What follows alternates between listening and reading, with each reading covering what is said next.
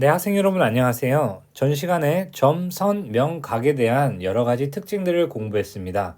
오늘은 점, 선, 명, 각과 관련되어 있는 여러 가지 용어들을 다시 한번 복습을 하고 관련 문제를 풀면서 내용을 좀 탄탄히 잡아보도록 할게요. 자, 1번 문제 풀어보겠습니다. 다음 그림에서 점 M은 선분 AB의 중점이고 점 N은 선분 AM의 중점이라고 이야기했습니다. 선분 AB의 길이가 12cm일 때 선분 NM의 길이를 묻는 문제입니다. 문제를 읽으면서 선생님이 나오는 기호들을 하나씩 이야기를 하면서 내용을 말씀드렸죠. 우리가 전 시간에 배웠던 용어들 중에 선분이 무엇인지, 직선이 무엇인지, 반직선이 무엇인지에 대한 내용을 공부했을 거예요. 여기 나와 있는 AB라는 친구와 그 다음에 AM, 그리고 AB, NM 전부 다 위에 짝대기가 나와 있는데 화살표가 없기 때문에 양 끝이 AB, 점 AB인 선분을 이야기하겠구나 라는 것을 전 시간에 대한 배웠던 내용으로 확인할 수 있겠죠. 따라서 나오는 기호들을 정확히 여러분이 숙지하셔야 됩니다. 그럼 문제를 풀어보겠습니다. 여기에서 중점이라는 용어가 나왔습니다. 중점은 선분이 주어져 있을 때 그 선분의 가운데 있는 점을 중점이라고 이야기했어요.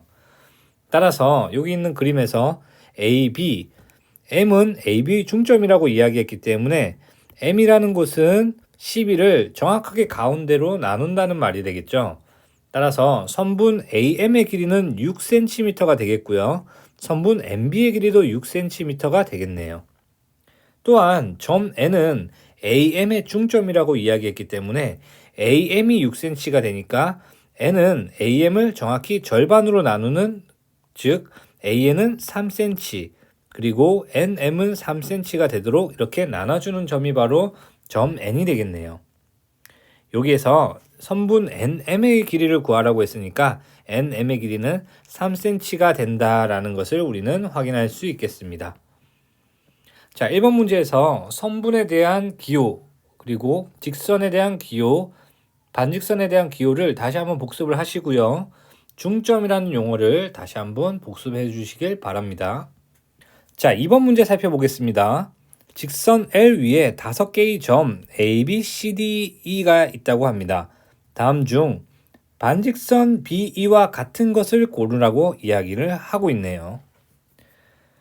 전 시간에 이야기했듯이 우리가 직선 같은 경우 안에서는 이렇게 L, M, N과 같이 다음과 같은 기호를 사용하게 되고요.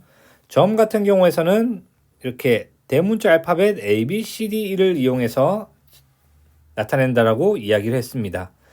그리고 이 화살표가 달려있는 BE의 기호는 반직선을 이야기한다고 했죠. 이렇게 화살표가 없는 쪽이 바로 기준점이 되고요. 그 기준점에서 점 1을 지나도록 뻗어나가는 기호라고 전 시간에 한번 공부를 했습니다. 따라서 반직선 BE가 의미하는 것은 B라는 점을 기준으로 하고 점 1을 지나는 여기 빨간색 직선이 바로 반직선 BE가 된다라는 것을 체크할 수 있겠죠. 따라서 1번부터 5번까지 나오는 기호들을 보면서 반직선 BE와 같은 것을 한번 찾아보도록 하겠습니다. 자, 반직선 BA를 그려볼게요. 반직선 BA는 B점을 기준으로 하고 점 A를 지나는 점 B를 지나고 A 방향으로 뻗어나가는 다음과 같은 반직선이 바로 BA라고 이야기를 했죠. BC는 마찬가지로 점 B를 기준으로 하고 C 방향으로 뻗어가는 직선이라고 이야기했는데 반직선이라고 이야기했는데 반직선 BC와 일단 BE랑 두 개 똑같다는 것을 우리가 그림을 통해서 확인할 수 있겠군요. 3번, 4번, 5번은 따로 체크하지 않아도 이 내용들이 반직선이 안 된다는 것은 쉽게 확인할 수 있어요. 왜냐하면 3번에 나오는 기호는 B와 D를 양 끝점으로 하는 선분이죠. 따라서 선분은 반직선이 될 수 없으므로 3번은 자동적으로 안 되고요. 그리고 4번 같은 경우에서는 B와 D를 지나는 직선을 이야기합니다. 직선과 반직선은 그림을 그려도 분명히 차이가 있기 때문에 4번도 이야기할 수 없겠네요. 그리고 5번 같은 경우에서도 C와 D를 지나는 직선이기 때문에 반직선과는 차이가 있다라는 사실을 확인할 수 있습니다. 따라서 1번, 2번, 3번, 4번, 5번 중에서 반직선 BE와 같은 것은 반직선 BC다라는 것을 확인할 수 있겠습니다. 따라서 정답은 2번이 되겠네요. 자, 마지막 문제 풀어보도록 하겠습니다. 다음 그림과 같이 네 직선이 한 점에서 만날 때 각 x의 크기를 물어보는 문제입니다. 네 직선이 한 점에서 만난다라고 했을 때 어쨌든 네 직선이 한 점에서 만나니까 이 만나는 점을 우리는 교점이라고 이야기할 수 있겠네요. 그리고 교점 주변에는 항상 교각들이 생긴다는 것을 확인했죠. 여기에서 우리가 확인할 수 있는 것은 교각 중에서 마주보는 이 교각들을 우리는 막꼭지 각이라고 이야기를 했고요. 막꼭지 각의 크기는 항상 같다라는 사실도 전 시간의 개념을 통해서 공부를 했습니다. 따라서 그러면 주어진 문제도 막꼭지 각의 크기가 서로 같다라는 것을 이용을 하면서 문제를 한번 풀어보도록 하겠습니다. 자, x 더하기 10도라고 이야기했고 거기에 보는 막꼭지 각은 다음과 같이 빨간색 각이 되겠죠. 이 각도 x 더하기 10도라고 우리는 적어줄 수 있겠네요. 그리고 x 마이너스 10도라는 부분도 우리 이쪽 빨간색 두 줄로 표시를 할게요. 빨간색 두 줄과 빨간색 두 줄이 같은 막꼭지 각이기 때문에 이 각이 x 빼기 10도다라고 우리는 체크해 줄 수 있습니다. 선생님이 이렇게 체크한 이유는 뭐냐면 이렇게 체크를 하다 보니까 밑에 있는 4개의 각이 표시가 됐고요. 이 4개 있는 각에 다 더하면 하나의 평각이 되죠. 우리가 평각은 180도라고 이야기를 했으므로 2x 빼기 10도와 x 더하기 10도와 x 빼기 10도와 그리고 20도를 다 더하면 180도가 되겠고요. 이때 x는 x끼리 그리고 상수는 상수끼리 정리를 하면 4x는 마이너스 10과 10은 날아가네요. 그 다음 마이너스 10과 20은 날아가기 때문에 4x 더하기 10도는 180도가 되겠고요. 4x 주어진 방정식을 풀면 170도가 되겠고요. x는 42.5도가 된다라는 것을 나눗셈을 통해서 확인할 수 있겠습니다. 따라서 네 직선이 한 점에서 만날 때 각 x의 크기는 42.5도가 됨을 우리는 계산을 할 수 있겠네요. 다음 문제에서는 막꼭지각을 어떻게 잘 이용해서 풀이할 수 있는지 물어보는 문제였습니다.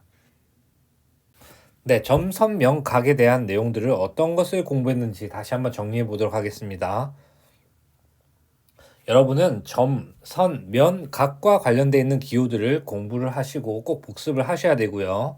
점과 같은 경우에서는 대문자를 이용해서 표현하고 선과 같은 경우에서는 소문자 알파벳을 사용한다라는 것도 체크해 보았습니다. 그리고 점, 선, 면, 각에 대해서 직선을 나타내고 선분을 나타내고 반직선을 나타내는 화살표 기호에 대해서 공부했죠. 그 기호에 대해서도 다시 한번 복습을 하셔서 앞으로 여러 가지 내용들로 통해서 그 기호들이 나타날 텐데 그것들을 혼동하지 않고 기호들을 정확하게 사용하는 것도 연습을 하셔야 됩니다.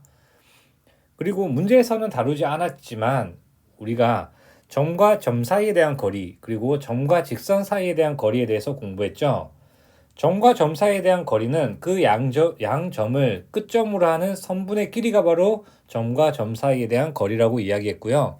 점과 직선 사이에 대한 경우는 점에 그 직선에 수선을 내리고 그 수선을 내렸을 때 그 수선과 직선이 만나는 점을 수선의 발이라고 이야기를 했습니다. 그리고 그 점과 수선의 발의 선분의 길이가 바로 점과 직선 사이에 대한 거리, 즉 가장 짧은 거리가 되겠죠. 요것들에 대해서 공부를 했고요.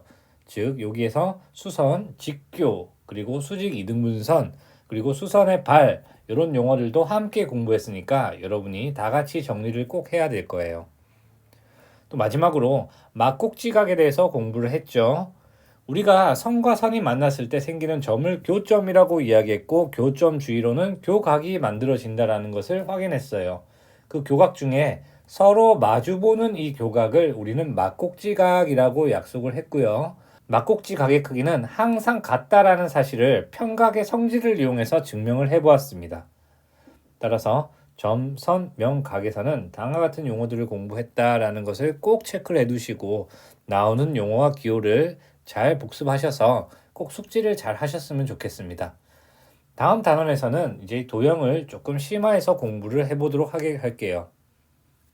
그러면 다음 시간에도 열심히 함께 공부해 보도록 하겠습니다. 다음 시간에 만나요.